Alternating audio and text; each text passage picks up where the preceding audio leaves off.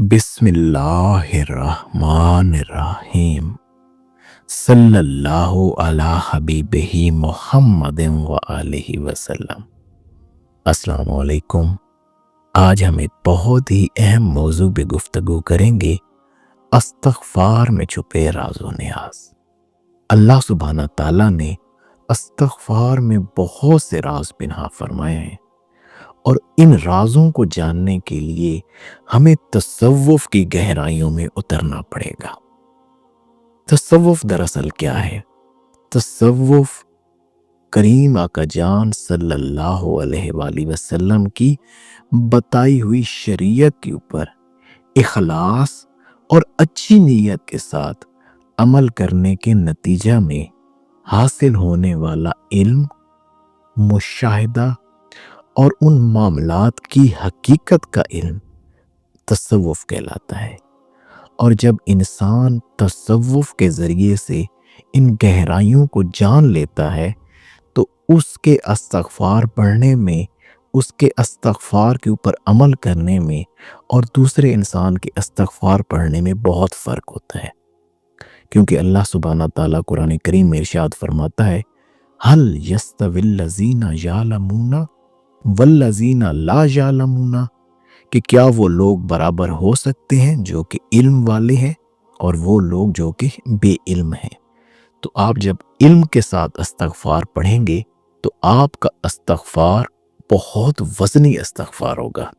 तो अब हम अपने इस मौजू को समझने के लिए इसकी गहराइयों में उतरते हैं।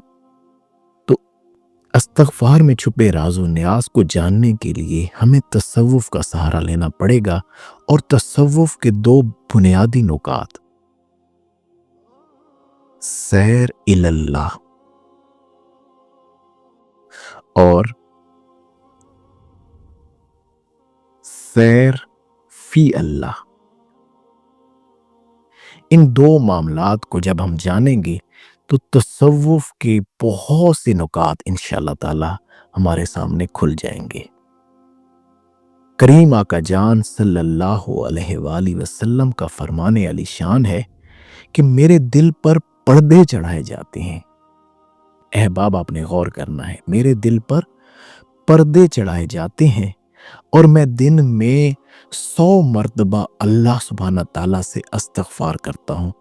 करीम आका जान सल्लल्लाहु अलैहि वसल्लम ने एक बहुत अहम मामला हमारे सामने खोला कि मेरे कल्ब के ऊपर दिन में पर्दे चढ़ाए जाते हैं और मैं दिन में 100 मर्तबा उन पर्दों के मामलात के लिए अल्लाह सुब्हाना ताला से इस्तग़फ़ार करता हूँ। तो अब इन मामलात को हम समझते हैं, इंशाअल्लाह आपके लिए बहुत सारे मामलात खुलेंगे। देखिए अहबाब, ये मैंने आलमीन लिखे हैं आपके सामने। सबसे पहले तो हम जान लेते हैं, क्योंकि हम आलमीन की बात करने लगे हैं तो आलम को समझना बड़ा ज़रूरी है कि ये आलम होता क्या है। हम अक्सर आलमीन का तज़किरा करते रहते हैं, ये आलम का तज़किरा होता है। आलम दरअसल किसी चीज़ के इल्म का नाम है। किसी चीज़ का इल्म जब आपके पास आ जाता है तो उसको आलम कहते हैं। जो चीज़ किसी चीज़ के वजूद पर दलील करती हो, यानी कि कोई ऐसी चीज़ जो किसी मामले पर, किसी चीज़ पर दलील करती हो, उसको आलम कहते हैं। जैसे अब मैंने ये लिखा, आपको समझाता भी हूँ साथ। जैसे ये आपके सामने लिखा है ना, आलम अजसाम। इस आलम अजसाम के अंदर 4 चीज़ें होती हैं, जमाद, नबात, हैवान, इंसान। ये 4 जो है ना, 4 मामलात होते हैं आलम इजसाम के अंदर। अब जब तक इंसान को इन चारों चीज़ों का इल्म हासिल नहीं होता, इन चारों चीज़ों की हकीकत हासिल नहीं होती, उस वक्त तक ये आलम अजसाम से निकलकर आलम मालाकूत में, जो कि फरिश्तों का आलम है, उसमें ये दाखिल नहीं हो सकता अगर इन 4 मामलात का इसको हकीकी इल्म हासिल नहीं हो जाता। اچھا میں بہت گہرائی میں نہیں جاؤں گا لیکن میں آپ کو سمجھاتا ہوں. دیکھیں جس چیز سے یہ انسان بنا ہے نا، حضرت انسان کا وجود ظاہری، جو ہمارا وجود ظاہری اگر یہ ہم اس کی بات کریں، وجود ظاہری جس چیزوں سے، جن معاملات سے مل کر بنا ہے، انہی معین آگ، مٹی، ہوا، پانی. اللہ سبحانہ تعالیٰ نے فرمایا میں نے ہر چیز کو پانی سے تخلیق فرمایا ہے، ماء سے. تو بھر کے وہ اس طرف ہم نہیں جاتے، لیکن ان چیزوں سے انسان کا وجود بنایا گیا ہے. جماد، نبات، حیوان اور انسان، یہ سارے انہی چیزوں سے بنے ہیں. جماد کیا ہوتا ہے؟ جو رکی ہوئی چیزیں جو آپ کو حرکت کرتی ہوئی نظر نہیں، پہاڑ ہو گئے، زمین ہو گئی، آسمان ہو گیا، یہ آپ کے ارد گرد جو بھی چیزیں آپ کو نظر آ رہی ہیں جو رکی ہوئی ہیں. نبات، پھول پتے وغیرہ جو ہیں، سبزیاں جو بھی آپ دیکھتے ہیں. حیوان جو آپ کو نظر آتے ہیں اس دنیا کے اندر، جتنی بھی مخلوقات آپ کو نظر آتی ہے وہ حیوان کی کیٹیگری میں آتی ہیں. اور چوتھی چیز ہے انسان، حضرت انسان جو کہ ہم ہیں. سارے جو بھی لوگ آپ کو نظر آتے ہیں، لیکن اصل بات آپ کو بتاتا ہوں. دیکھیں انسان کے نا وجود میں 7 ارواح ہوتی ہیں. 7 ارواح. اور وہ 7 ارواح میں سے جو پہلی 3 ارواح ہیں نا، یہ جماد ہے، اس میں ہوتی ہے روح جمادی. انسان کی روح جمادی جب تک بیدار نہیں ہوتی، انسان کو اس کائنات میں موجود جماد کا حقیقی علم حاصل نہیں ہوتا، اور اس علم کے ذریعے سے اللہ کی معرفت حاصل نہیں ہوتی. اسی طرح سے انسان کی جو روح ہوتی ہے نا، اس کو کہتے ہیں روح نباتی، جو دوسری روح ہوتی ہے. جب تک انسان کی روح نباتی بیدار نہیں ہوتی تو یہ جو پھول پتے، گرینری اور جتنا کچھ یہ اللہ سبحانہ تعالیٰ نے اس کائنات میں نبات بنائے ہیں، ان کا حقیقی علم اور ان کے ذریعے سے اللہ کی معرفت حاصل نہیں ہوتی. پھر ہے روح حیوانی. جب تک یہ روح حیوانی بیدار نہیں ہوتی تو جتنے حیوانات ہیں ان کے اندر سے اللہ سبحانہ تعالیٰ کا صفاتی علم اور ان کے ذریعے سے حقیقی معاملات حاصل نہیں ہوتے. اور آخر میں ہے روح انسانی. یہ بھائی چوتھے نمبر کی روح ہے جو بہت زیادہ ضروری ہے، اہم ہے انسان کے لیے. 1 2 3 اور 4. جب تک انسان کی روح انسانی بیدار نہیں ہوتی اس وقت تک وہ اس عالم ملکوت میں داخل نہیں ہو سکتا. لوگ تو نہ جانے کتنے دعوے کرتے ہیں، پتہ نہیں کیا کچھ. اللہ سبحانہ تعالیٰ ہمیں سمجھ دے. انسان کی روح جمادی، جب انسان اللہ سبحانہ تعالیٰ کا ذکر کرتا ہے، نیکوں کے ساتھ وابستگی ہوتی ہے، تو ایک جب راستے پہ چلتا ہے، یہ راستے پہ چلنے والوں کی معاملات ہیں. جنہوں نے راستہ شروع نہیں کیا ان کی بات نہیں ہم کر رہے. ان کی روح جمادی بیدار ہوتی ہے، ان کو جمادات میں سے بھی، جماد میں سے اللہ کی معرفت ہوتی ہے. روح نباتی بیدار ہوتی ہے ان کو، یعنی کہ ان کو اس عالم اجسام جو کہ یہ عالم ناسوت، یہ جو دنیا ہے، اس کے اندر سے ہر ایک چیز میں سے اللہ سبحانہ تعالیٰ کی صفاتی اور ذاتی تجلیات حاصل ہوتی ہیں. وہ ان کا مشاہدہ کرتے ہیں تو پھر جا کے روح انسانی بیدار ہوتی ہے. طفل معنی بھی اس کو کہا جاتا ہے. طفل معنی یہ بھی ایک ٹرمنالوجی ہے، یا طفل نوری بھی کہا جاتا ہے بھرکیف. اب جب انسان یہ سفر سارا طے کرتا ہے نا، پھر جا کے وہ فرشتوں کے عالم میں داخل ہوتا ہے، جس کو عالم ملکوت کہتے ہیں. اب عالم ملکوت کے اندر بھی انسان کو ایک روح چاہیے، ایک روح کا ایک کنیکشن چاہیے. اس روح کے کنیکشن کو کہا جاتا ہے جی روح سیرانی. یہ سیر کرنے سے، سیرانی، یہ سیر اس نے شروع کر دیے. یہ روح سیرانی کے معاملات اس پہ کھلے. اب یہ فرشتوں کی صفات اور فرشتوں کے اس عالم کا علم بھی اس انسان کو حاصل ہونا شروع ہو جاتا ہے، اور پھر یہاں سے وہ آگے ٹریول کرتی ہے اور پھر جاتی ہے وہ جبروت کے اندر۔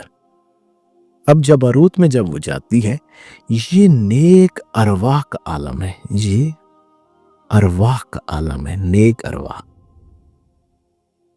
اور یہاں پر بھی اس کو ایک روح کی ضرورت ہوتی ہے، ایک روح کے کنیکشن کی ضرورت ہوتی ہے، جس کو کہتے ہیں روح سلطانی۔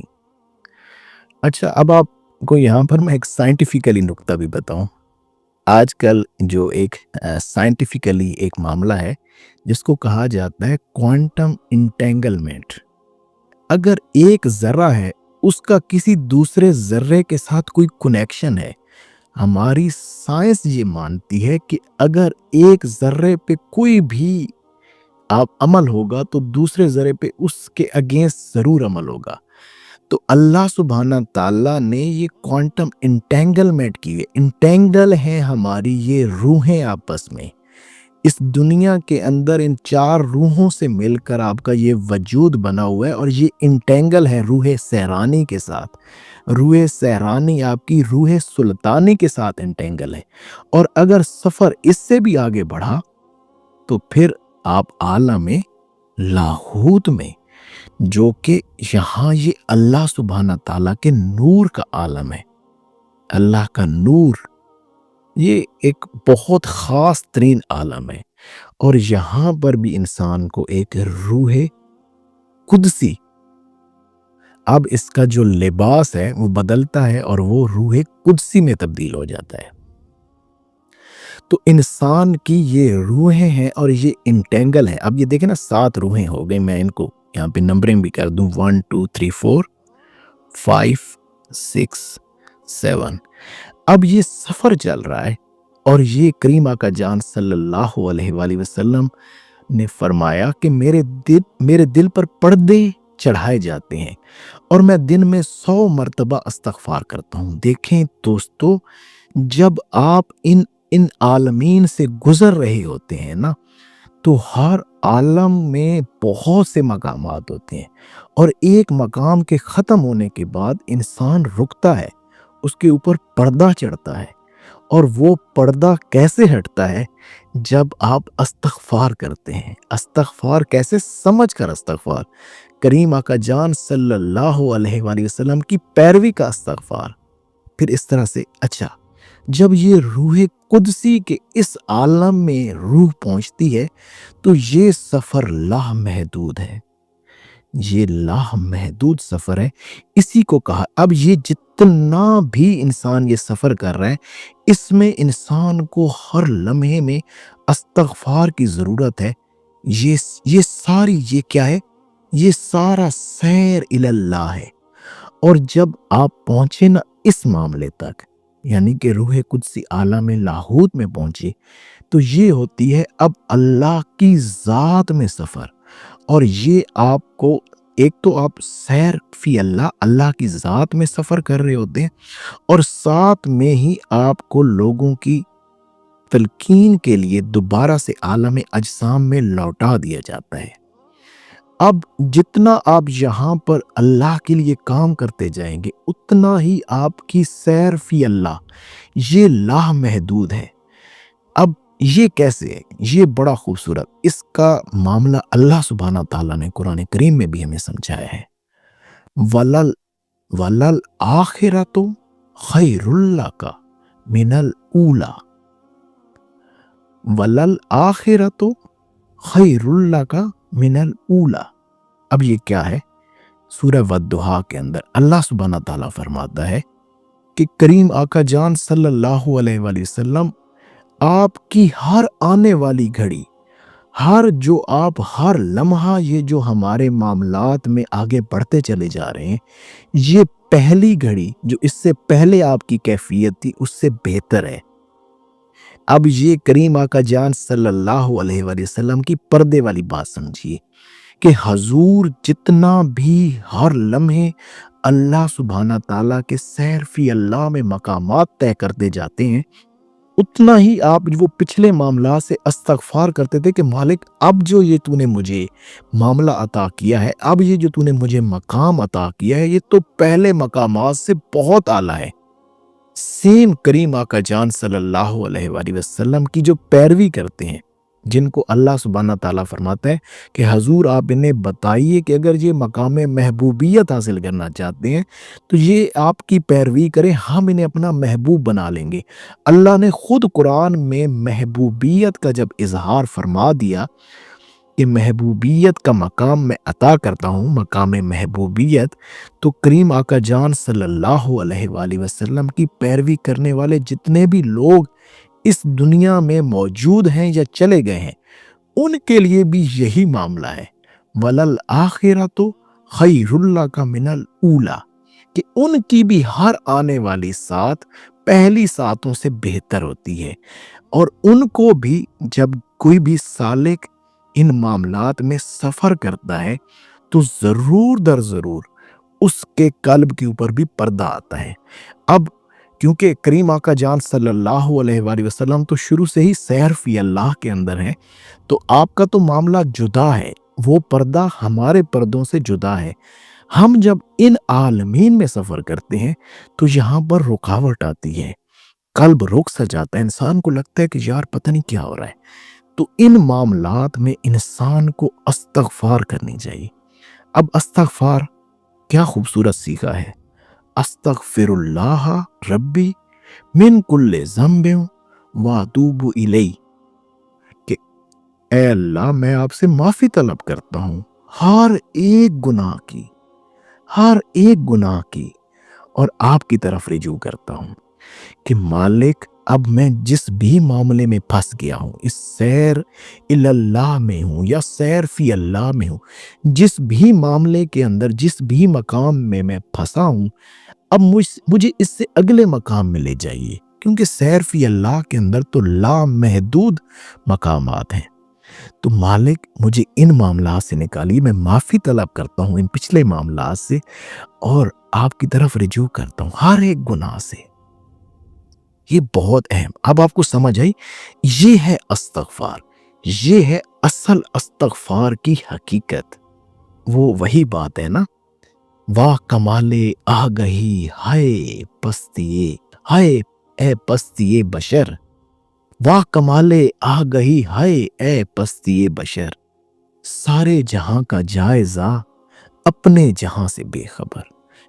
دیکھیں دنیا تو بیچاری یہ جماد نبات حیوان اور یہ اسی عالم ناسوت میں کھوئی ہوئی ہے، انہی کی حقیقتوں کو جان رہی، انہی کا جائزہ لے رہی، یہ تو پستی ہے۔ کاش کہ تم اپنی حقیقت کا جائزہ لیتے، کاش تم اپنی حقیقت تک آتے، تم روح جمادی، روح نباتی، روح حیوانی سے روح انسانی میں داخل ہوتے، تو پھر اللہ سبحانہ تعالیٰ تمہیں روح سیرانی کے لباس سے بھی بہت سارے عالمین کی حقیقت کھولتا، پھر روح سلطانی کے بھی عالمین کے معاملات کھولتے، اور پھر روح قدسی بھی تمہارے لیے ہے۔ یہ سارے معاملات تمہارے لیے ہیں، یہ کسی اور کے لیے تو نہیں۔ اب آپ سمجھیے، سیدنا نوح علیہ السلام، آپ نے اپنی قوم کو نصیحت فرمائی، اللہ کو آپ کی وہ نصیحت کتنی پسند آئی، اللہ نے سورہ نوح کے اندر آیت نمبر 10، 11، 12 میں کتنی خوبصورتی سے آپ ہی کے الفاظ کو وہاں پر تا قیامت قرآن کے اندر شامل فرما دیا۔ آپ نے فرمایا اپنی قوم سے، سیدنا نوح علیہ السلام نے، اپنے رب سے استغفار کرو، معافی مانگو، بے شک وہ بڑا معاف کرنے والا ہے۔ تم استغفار مانگو گے، تمہاری یہ منازل طے ہوتی جائیں گی، وہ تم پر بارش بھیجے گا، شراٹے والی بارش، زبردست قسم کی بارش، اور مال اور بیٹوں سے تمہاری مدد کرے گا، اور تمہارے لیے باغ بنا دے گا اور نہریں بنا دے گا۔ قربان جاؤں۔ دیکھیں اب اگر میں چلیں ایک چھوٹی سی حکایت سنا کے نا پھر اس کی حقیقت بھی آپ کے سامنے بیان کرتا ہوں کہ اس آیت مبارکہ کی کیا حقیقت ہے۔ حضرت امام حسن بصری رحمت اللہ علیہ، آپ کے پاس نا ایک دن میں 4 لوگ آئے۔ ایک آیا اس نے بارش کے لیے عرض کی، ایک آیا اس نے غربت اور تنگی کے معاملات عرض فرمائے، اور ایک آیا اس نے اولاد نہ ہونے، اولاد نرینہ کی خواہش ظاہر کی، اور ایک شخص آیا کہ اس نے فصل کم ہونے کی خواہش کا معاملہ آپ کے سامنے پیش کیا۔ تو آپ نے چاروں لوگوں کو کہا کہ یار تم استغفار پڑھا کرو، استغفر اللہ ربی من کل ذنب واتوب الیہ۔ کوئی بھی آپ استغفار کا صیغہ پڑھ لیں، آپ استغفار پڑھیں، پورا پڑھنا یہ تو بہت ہی اعلیٰ ہے نا، یہی اصل میں، کیونکہ آپ جب اب سمجھ کے آپ جب یہ پڑھ رہے ہوں گے کہ آپ کو پتہ ہوگا کہ میں یہ مقامات طے کروں، اگر آپ سالک ہیں پھر تو بات ہی اور ہوگی۔ آپ نے جب چاروں لوگوں کو یہ استغفار کا معاملہ عطا فرمایا تو لوگوں نے پوچھا حضور یہ کیا؟ ہر ایک کو آپ نے استغفار فرما دیا، تو پھر آپ نے سورہ نوح کی یہی آیت مبارکہ ان لوگوں کے سامنے پیش کی کہ یہ ساری چیزیں ہی استغفار سے مل جاتی ہیں اگر قلب سے کی جائے۔ اب اس کی حقیقت بھی سمجھیے، اللہ سبحانہ تعالیٰ نے کیا فرمایا کہ جو استغفار کرتا ہے اس پر زوردار بارش کی جاتی ہے۔ صرف ظاہراً بات، قرآن کا ایک ظاہر ہے تو قرآن کا ایک باطن بھی ہے، باطن میں بارش، باطن پر اللہ کے نور کی بارش، ڈیوائن فریکوینسی کی بارش آپ کے باطن کے اوپر استغفار پڑھنے سے، اس کو چلتے پھرتے اپنا وظیفہ بنا لیجیے، استغفر اللہ ربی من کل ذنب واتوب الیہ۔ آپ اس کو اپنا وظیفہ بنائیے، یہ آپ کے باطن کے اوپر اللہ کے نور کی بارش ہو جائے گی۔ اچھا، دوسرے نمبر پر، اور مال اور بیٹوں سے تمہاری مدد کی جائے گی۔ مال صرف ظاہراً نہیں، مال اللہ کا علم نوری آ جانا، یہ بھی مال ہے، یہ بھی رزق ہے۔ مال رزق کو کہتے ہیں نا، جو علم ہے، علم باطن، یہ بھی استغفار سے کھلتا ہے۔ اور بیٹوں سے مدد، اور اللہ سبحانہ تعالیٰ تمہیں ایسے لوگ عطا کر دے گا جو تمہاری باطنی مدد کریں گے، تمہارے بیٹوں جیسے ہوں گے۔ کیسے مدد کریں گے؟ تم انہیں اللہ کی راہ بتاؤ گے۔ کیا کرو گے جناب؟ تم انہیں اللہ کی راہ بتاؤ گے۔ یہ بیٹے کی تعریف کر رہا ہوں، تم انہیں اللہ کی راہ بتاؤ گے، وہ اللہ کی راہ پہ چل پڑیں گے، تمہاری گولڈن چین بننا شروع، ان کے اعمال تمہیں ملنا شروع ہو جائیں گے، وہ بیٹوں جیسی تمہاری باطنی مدد کرنا شروع کر دیں گے۔ کیا بات ہے! اور اللہ سبحانہ تعالیٰ تمہارے لیے باغ بنا دے گا، صرف آخر میں نہیں، آخرت میں باغ، تمہاری زندگی بھی باغ جیسی بن جائے گی، ہر چیز جنت جیسی بن جائے گی، ہر معاملے کو اللہ سبحانہ تعالیٰ کھول دے گا اور نہریں بنائے گا، تمہارے باطن سے علم و شعور کی نہریں بہیں گی اور لوگ ان سے مستفید ہوں گے۔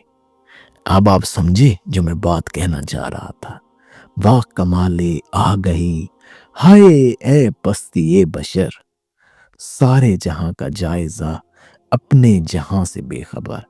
جب یہ سمجھ کر، یہ جو آپ کو اتنا یہ علم دیا گیا، اس سمجھ کے ساتھ جب آپ استغفار پڑھیں گے تو اللہ سبحانہ تعالیٰ وہ راز و نیاز عیاں فرمائے گا کہ ان تمام عالمین کی، ان تمام روحوں کی، ان تمام معاملات کی اللہ سبحانہ تعالیٰ قلب کے معاملات، قلب پہ، باطن پہ سارے معاملات کھول دے گا۔ دیکھیں، یہ جتنے بھی سیر اللہ سے سیر فی اللہ، یہ سارے مقامات انسان کے قلب سے طے ہوتے ہیں۔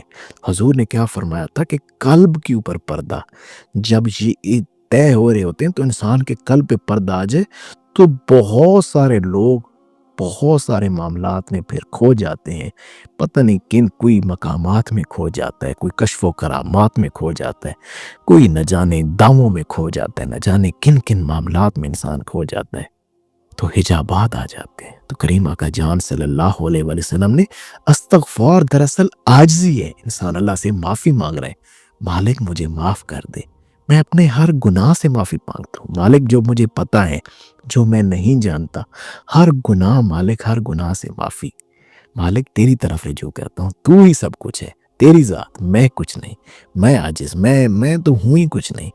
تو تبھی پھر اللہ کا نور ملتا ہے، باطن پہ بارشیں ہوتی ہیں، اللہ علم باطن بھی دیتا ہے، اللہ بیٹے بھی دیتا ہے، اللہ زندگی آخرت ہر چیز باغ بنا دیتا ہے، قلب و باطن سے علم و شعور کی نہریں بہا دیتا ہے۔